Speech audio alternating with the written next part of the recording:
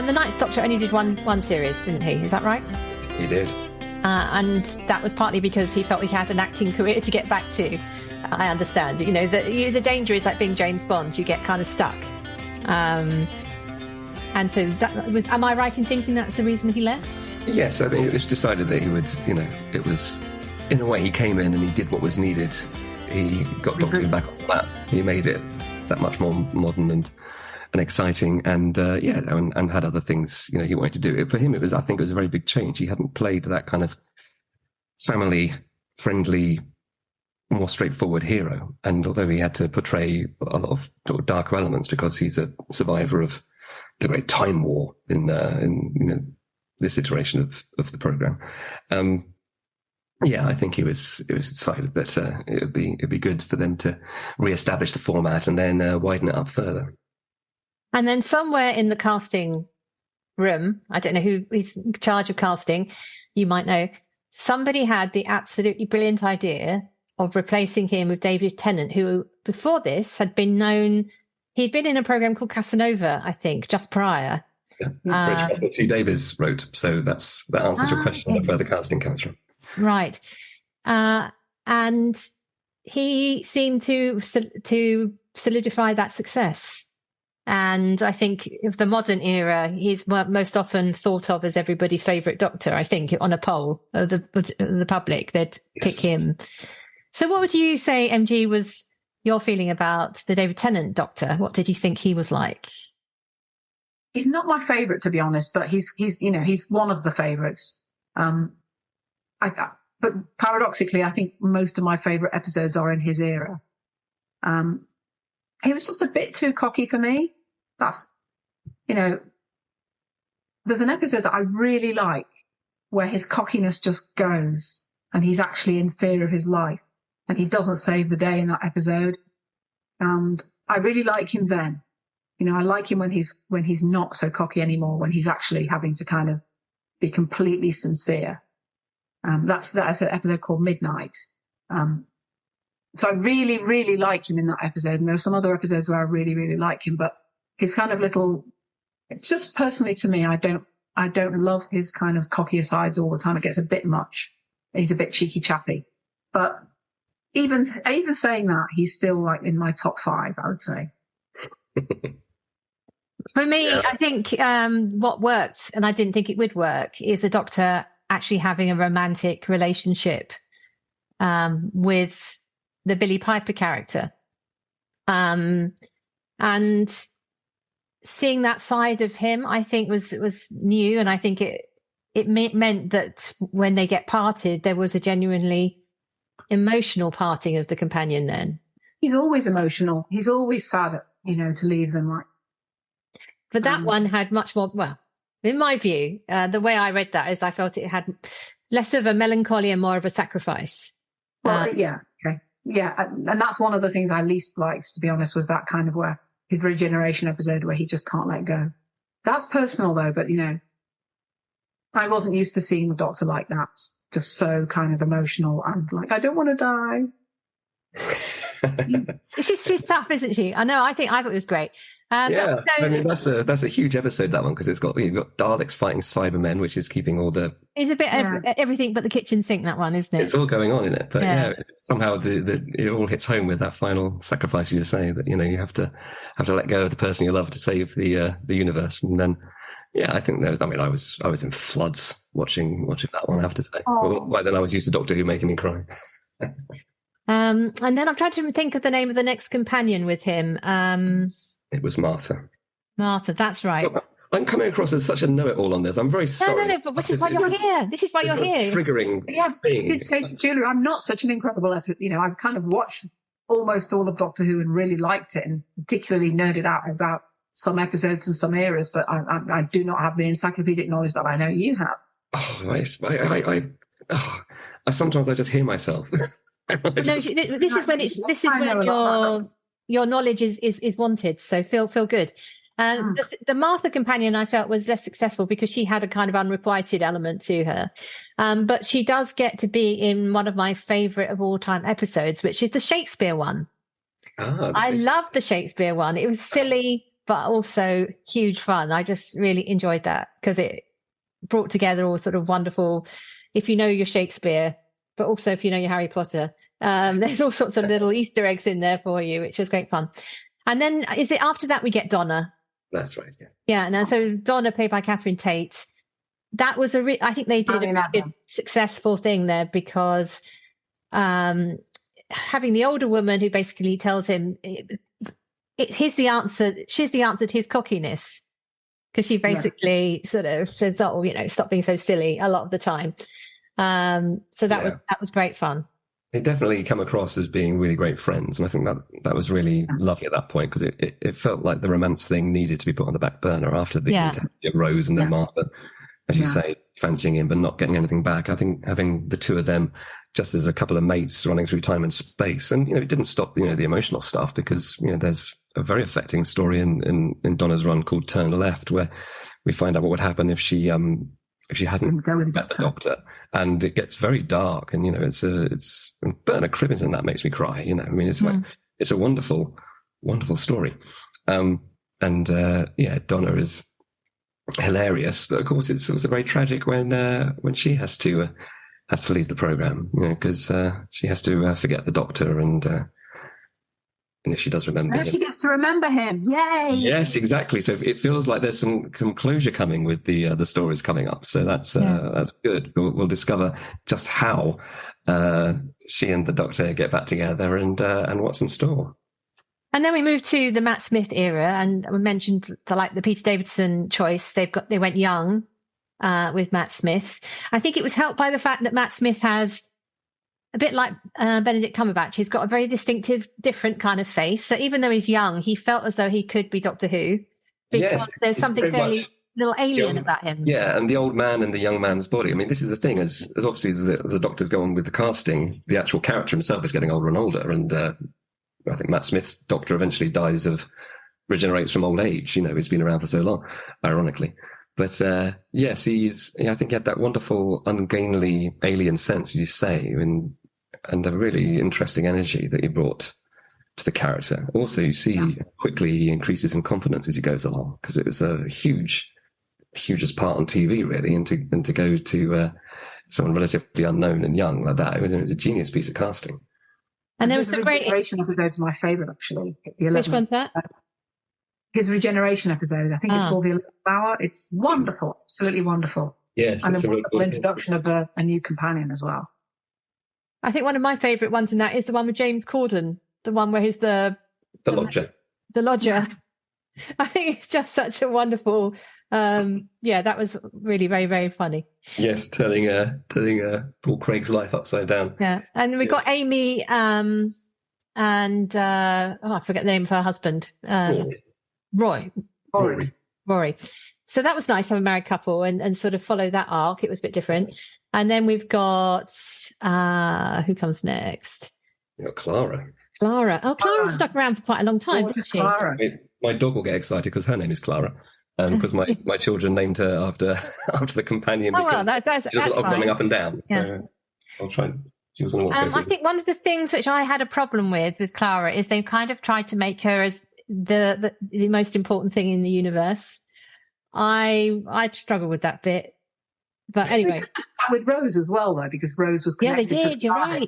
You're right. So that they had form for that, and I think, to be honest, that was probably an important evolution in Doctor Who. That that you don't just have these randos who get picked up and travel around with the Doctor, but there's a reason that they're picked, if you like. Right. There is a inherent, kind of. It's not just random who he is hooking up with, if you like, in a platonic sense, obviously. Not always. And was River Song, that character, introduced already, or was this a Matt Smith? He was introduced in an episode with David Tennant, which is one of my favourites as well. I think Silence in the Library, and it's wonderful. This is where they're doing the Time Traveller's Wife storyline, and they have. Have you read the Time Traveller's Wife? Yeah. It's about this kind of time traveller who meets his wife in a different order. So they do that. They have River Song. The first, she meets David Tennant and goes like, "Oh, you're very young. Let's do diaries." And she realizes he's never met her before. And then she realizes that she's coming to the end of her life, because she knew that, the last time she meets him is the first time he meets her. It's an amazing episode. It's one of my favourites. It's a lovely and his reaction to her is just wonderful. If you watch that performance by Tennant, he's, in the beginning, he's a bit like freaked out because of the way she's touching him and looking at him. And then he begins to become more comfortable with it, especially after he shares some information with her. So she shares some information with him that proves how much he trusts her in the future. And Donna is amazing in that episode too, because she sees this dynamic and she's watching, but not like she's jealous, but like she's his sister or his mom or something. Like, who is this woman? Who is she to you? And then, of course, she realizes, hang on, you know him in the future, but you don't know me. Why? There's all sorts of lovely touches. Because the character was created by Stephen Moffat, and then Stephen Moffat takes over showrunning duties from Russell T Davies at the start of the Matt Smith era. So she kind of comes back because obviously he felt that she had a lot of potential to see those, what for her earlier experiences meeting the Doctor, which will the Doctor kind of obviously occurring to him. And you also feel like it's promised to you, because at the end of the episode, she goes, oh, you've got all this great stuff to look forward to, this and that and the other. She gives all these details and you're like, oh, we're going to see this. And sure enough, in the next several years, it happens. And is it at this time, we've also, just so we're keeping our timeline in step, that some of the spin-off series start being made, like Torchwood and eventually the Sarah Jane Adventures? That was way back when Tennant was doing it, yeah. So it's the 2000s. Okay, so just people know that we're aware of these other things going on. So Matt Smith has quite another fairly long time as Doctor Who, and he hands over to Peter Capaldi. And I remember that Peter Capaldi, so that's again a bit like the shift to going older. Peter Capaldi was also a huge Doctor Who fan, and he's also an amazing actor. But there is an element of the Hylison days of the 2000s seem to be passing quite quickly. And so his time at the Doctor was shorter and probably a bit less successful in terms of audience numbers. But though he does get a very brilliant episode as well. Isn't he the one with the Groundhog Day one? Where, do you know the name of that episode? It's called Heaven Sent. Heaven Sent. Which I thought was, I remember watching by himself. It's been him by himself as he's being stalked by that mysterious thing. Yeah. It's a very unusual. I mean, this is what Doctor Who does so nicely, is it changes what it does within its own rules. And as you say, it's pretty much him on his own. Just as another really good episode is when the Weeping Angels are introduced under David Tennant. David Tennant hardly appears in it. They changed the rules on that one. And again, it's a totally brilliant episode. So we've got Peter Capaldi, who played I suppose it was a bit Colin Baker-ish in that it's a bit more angry. Yes. He was meant to be doing more of a Bill Hartnell, actually. He was kind of... He was going back to sort of like... But they kind of cranked up to 11, because at least, Hartnell had, the cheeky twinkle in his eye. It's hard to imagine Hartnell ranting at Robin Hood that he wants to chop his head off and kick it around like a football. It felt like kind of more extreme. I think part of the audience popularity issue there might be that I think kids were very used. Matt Smith was young and heroic, David Tennant young and heroic, and the kid in the playground can run around pretending to be the Doctor. But when the Doctor is more a grandfather figure, well, no one really wants to go around pretending to be their own granddad. And so I think maybe a kind of a shift in how accessible the storylines were, combined with a brilliant actor, but a very different sort of a Doctor, maybe did impact on how essential family viewing Doctor Who became at that point. And then, of course, Peter Capaldi hands over to number 13, who is Jodie Whittaker. Surprise, surprise, she's a woman. Get over it, world, It's a wonderful moment, that reveal. Everyone loves that. Which we get. The other comparable role where you get this, of course, is James Bond. It's always, should we have a black James Bond? Should we have a female James Bond? And so on. And the filmmakers, to a certain extent, do have to provide us with this eventually, just so the choice of another white guy isn't such a retrograde step. But they did pick on another lovely actor. But the problem she had, I feel, is that her character, the way doctor was characterized was very kind of, didn't have authority. She felt a bit like a slightly over-enthusiastic primary school teacher sometimes. And it's not her fault, because I've seen her do other roles where she's not at all like that. But there was very much the clowny aspect had come in with her character. Yeah, I think, again, with Doctor Who, it's often about reacting against what's gone before. Yeah. Capaldi was very kind of serious and grumpy. They wanted to get someone who, again, was very...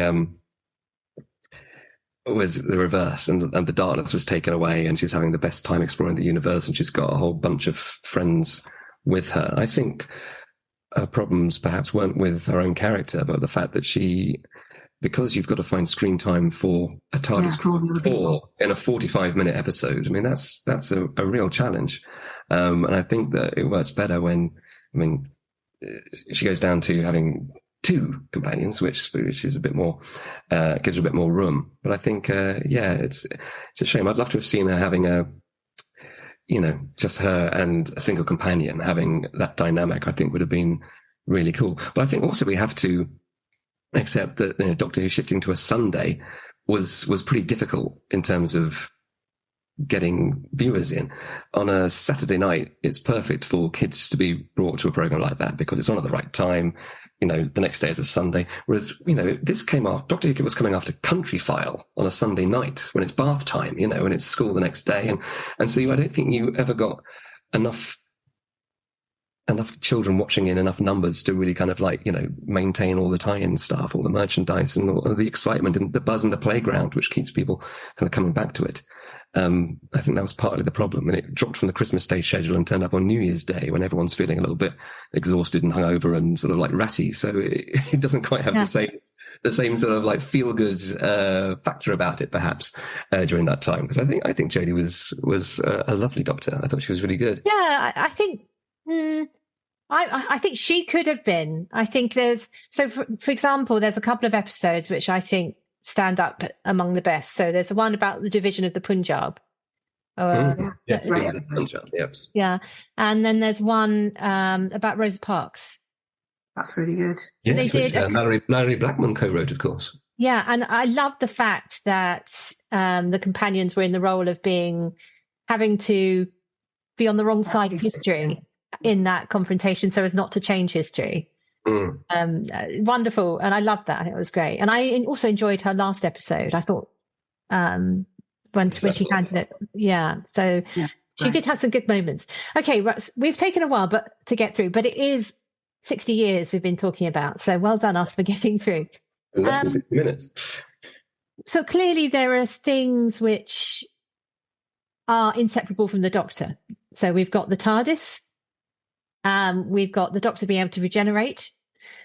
We've got the Doctor with his companions or her companions. We've got the traveling in time, the traveling in space. But I was talking to an American science fiction writer just yesterday, a guy called David Levine. And when I mentioned Doctor Who, he said, "Oh, yes, that's very British." What do you think it is? Can you identify within the Doctor Who world what it is, the cultural aspect of it, which makes it feel distinctly British as opposed to the Star Treks and the Star Wars and the rest of them? Well, it's a very different kind of show. I would say that the Americans don't, there is nothing quite like Doctor Who, which is about a sole, heroic traveller. The other things are much more ensemble, and they're much more, if you think about it, they're quite militaristic, really. All of the Star Trek franchise is militaristic. Even if it's a friendly military, even if later they realise that, the Federation is basically NATO or whatever, and there's problems with that, it's still basically a military show. And Doctor Who's nothing like that. How is it British? I mean, the Doctor espouses, I think, what would be thought of as the best of British values, sort of tolerance and, good humour and fairness and justice and all of that kind of things. They probably think Doctor Who is incredibly woke in America. Whereas, some people say that here too, but actually it's always been that way. It's always been, it's always been interested in things like, the environment and science getting out of hand and doing destructive things. And, there have always been female companions right from the beginning. So, and they've always been taken notice of, and the Doctor's always been, not at all sexist. All of those things existed from the beginning. So when people say, oh, it's woke, it's always been like that. And I think that's a good thing. But that you wouldn't see that in America, I don't think. Yes, and I think also it's the Doctor as well.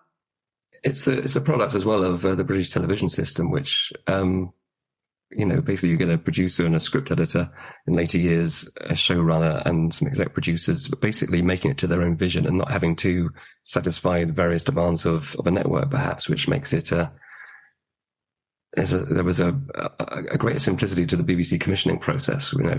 They didn't have to rely on sponsors or, they were a production company pitching to a network. So there were probably fewer compromises when it was originally brought along. So its Britishness is also a kind of a function of the way British television was made, particularly on the BBC.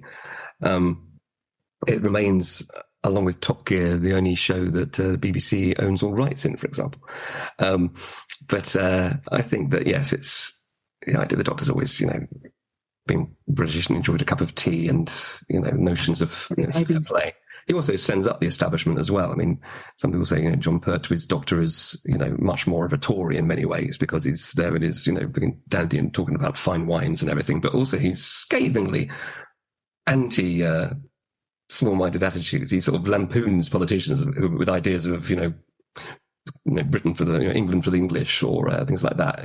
He's always preaching coexistence with aliens, that humans can be better than they are. And I think that appealing to this essential British soul of fair play and doing right and fighting evil without weapons, with a sonic screwdriver, for heaven's sake, which is excellent at removing. Not even that sometimes. And indeed, by the time Peter Davison comes along, he's lost the sonic screwdriver.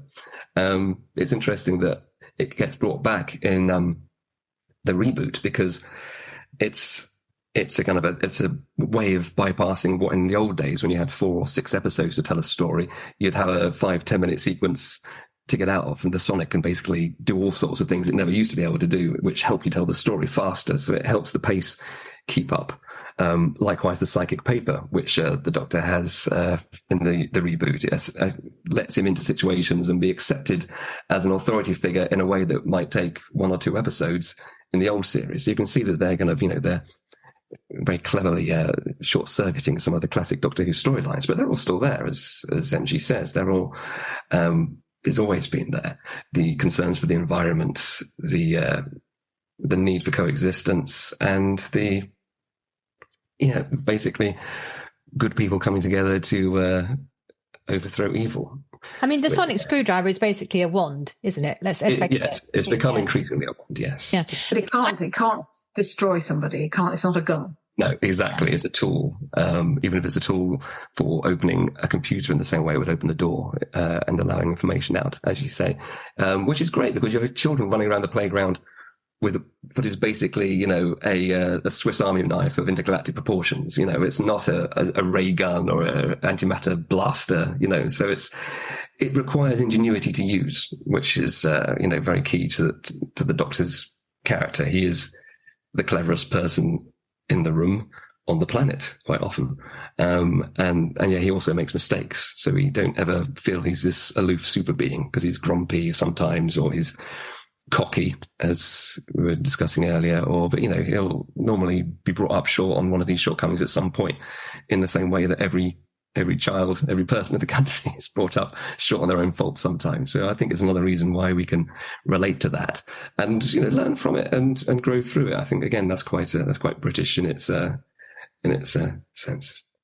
I think one of the areas is so the science fiction in America grew out of Westerns. Westerns were the big dominant cultural force, and then it became science fiction. And so things like Star Trek, they're searching the final frontier, is like going into the Wild West. I think the method of exploration wasn't in the British conscience, wasn't pushing forward a frontier. It was the gentlemen explorers going off into Africa somewhere. that sort of, and in H.G. Wells, you've got the experimenter going off into the future and so on. I think it's much more of that solitary exploration rather than possibly is feeding into that. So a final question, where do you think Doctor Who is going to go next? We've got Russell T Davies back for a bit. I don't know how long, but we've got him back for a bit. He's going to be around for a while. I can't answer this because, of course, I know the answers. Well, that's really exciting. Because I'm working on the really don't have it. I mean, the thing is, there's a characteristic style to RTD, and I just think we're going to get back to that, and I'm happy with that because I think he's written basically most of the best Doctor Who that there ever has been, or either he's written it or produced it himself. So I'm very happy that he's coming back. I think the show will be in fantastic hands. He's incredible. He's a great writer.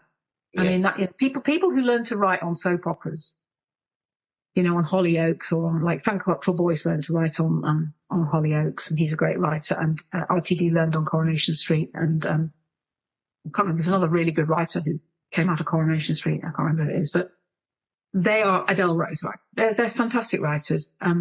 And they can write dialogue and characters just so well. And that's what made RTD's Doctor Who so fantastic. So like Philip Hinchcliffe's era from the Tom Baker, they kind of grabbed a lot of the best science fiction tropes that were going.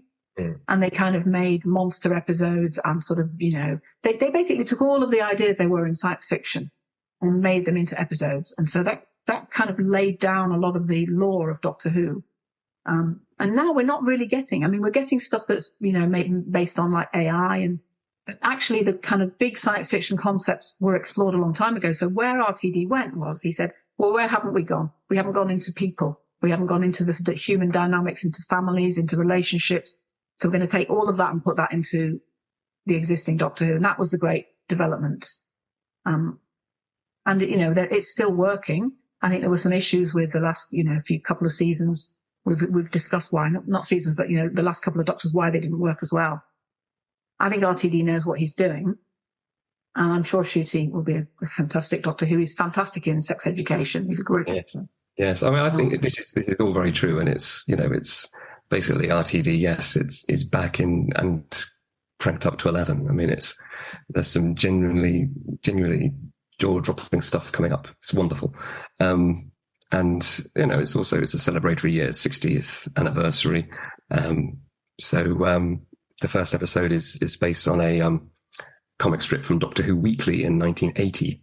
That's the starting point for the episode. So it's like, it's this joyful embrace of not just Doctor Who, but also, Stockbridge Horror, is it?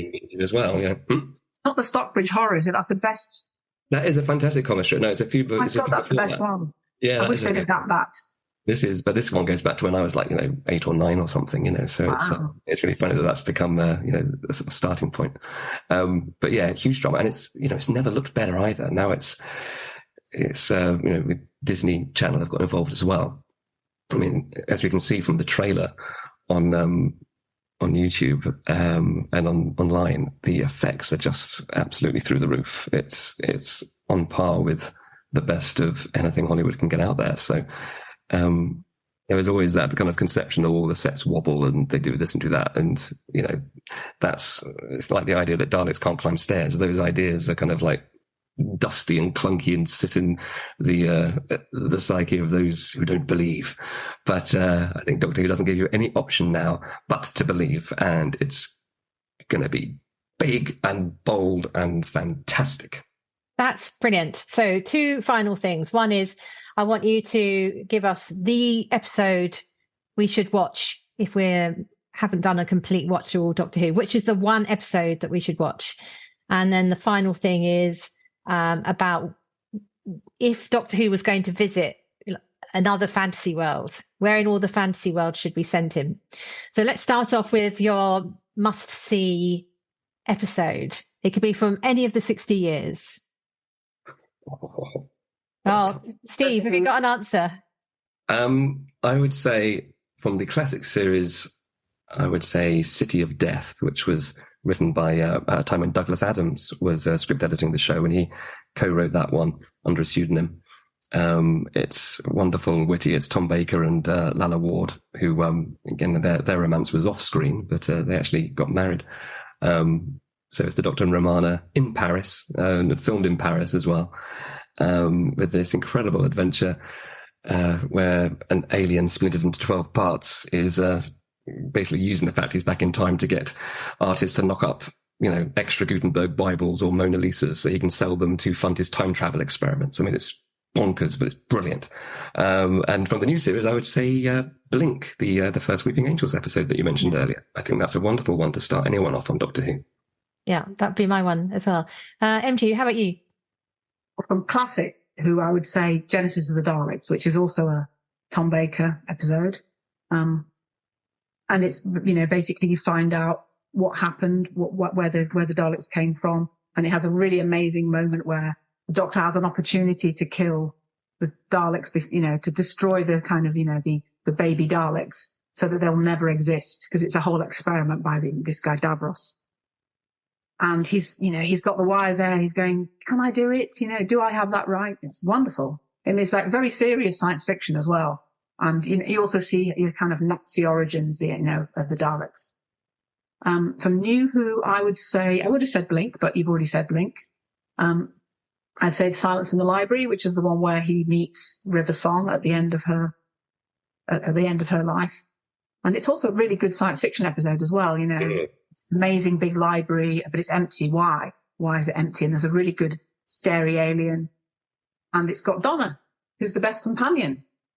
And that's saying a lot, because Sarah Jane Smith, who's in Genesis of the Daleks, she would have been my favourite companion before that. Yeah. Donna's got amazing, Catherine Tate has amazing comic timing that she can just say 2 words in just a certain way. And then the episode that it's kind of paired with also is fantastic. And these are really good science fiction concepts as well. And it's written by Stephen Moffat, who may not have been the best producer or showrunner, but he certainly was the best writer apart from RTD, I would say. And Robert Holmes back in the olden days. Thank you. And then where are we going to go off in a fantasy world if we were taking the Doctor? Just not that we'd actually make this, but just what would be fun to imagine the chemistry. It's probably Doctor Who he's already been to a lot of these places. I mean, especially. No, I mean, for example, I would take him to Wonderland, like Alice in Wonderland, just to sort of have the mind. He'd probably get on really well with Lewis Carroll. I'd like to see the episode. He sometimes goes back and meets the writer. That's the one I'd like to see, is the one where he meets Lewis Carroll, and and in fact, Wonderland is generated by an encounter with Doctor Who. It almost writes itself, doesn't it? It does. Give me a call if you want that one written. I'll come and do it. I'd quite like to see him in the world of Star Wars, actually, like some of the TV, Andor or something like that. Because I actually have to say I really do like the more serious Doctor Who episodes where he's in a kind of existential battle, in a war or something like that with the Daleks or something. And I think he'd be quite interesting there. It'd be fun to have him sort of just in the background of a scene in a bar where there he is, sort of sipping a multicolored drink, just sort of watching the goings on. And you say, "Oh, it's Doctor Who." Yes, he's got there. How about you, Steve? Would you like to crash him into any other universes? Yeah, I'd probably like him to go somewhere, Marvel wise, sort of turning up if, during the battle for the Infinity Gauntlet or something. Would be great fun to have Doctor sort of like squaring up to Thanos in the midst of all this superhero mayhem. The Doctor sort of like running about there as well would be. He does fit strangely well, doesn't he? Because he is a kind of British superhero. Yes, I suppose maybe a Doctor Who, Doctor Strange team up would be quite fun, because then you'd have Benedict Cumberbatch playing alongside. That would genuinely work. Mine, our ideas are just more like mischief making. Whereas because I think the American concept of what a British superhero would be like is Captain. I can't even remember the name of the British one. He's a British superhero. What? Yeah, you think that's not really us. Whereas Doctor Who turning up, I'm there. Well, as I say, Make it happen. Warlock has a British accent. He's one of the new Guardians of the Galaxy. Actually, that guy, what's his name? Will Poulter. If they ever cast a white man as Doctor Who again, I think Will Poulter would be good. Oh, he's such a fave ever since he was Eustace in The Voyage of the Dawn Treader, walking around saying, "I want to speak to the British consul." I have loved him ever since that. Anyway, thank you very much for travelling through time and space with me. And we all look forward to tuning in to see the next round of Doctor Who. Thank you very much. Great. Thank you. Thank you.